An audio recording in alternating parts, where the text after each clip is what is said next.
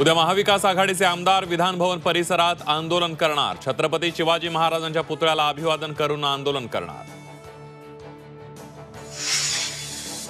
EVM बाबत जनतेमध्ये प्रचंड असंतोष, त्यामुळे बॅलेटवर निवडणुका घ्याव्यात, सुप्रिया सुळेंची मागणी। ईव्हीएम विरोधात शरद पवार कायदेशीर लढा लढणार, सुप्रिया सुळेंची माहिती। जनतेने निवडून दिलं ते लोकप्रतिनिधी शपथ घेत नाहीत, हा निवडून देणाऱ्या मतदारांचा अपमान। शपथविधी टाळलेल्या विरोधी पक्षांच्या आमदारांवर मुख्यमंत्री फडणवीसांची टीका। विधानसभा सभागृहाचं आजचं कामकाज संपलं। मुख्यमंत्री उपमुख्यमंत्र्यांसह आज 173 आमदारांनी घेतली शपथ। उद्या सकाळी 11 वाजता पुन्हा कामकाज सुरू होणार।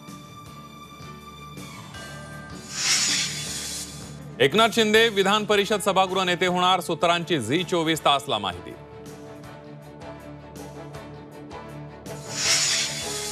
बीडमधील सरकारी हॉस्पिटलमध्ये बनावट औषधांचा पुरवठा। ठाणे गुजरातमधील 4 गुन्हे दाखल, रुग्णांचं आरोग्य धोक्यात।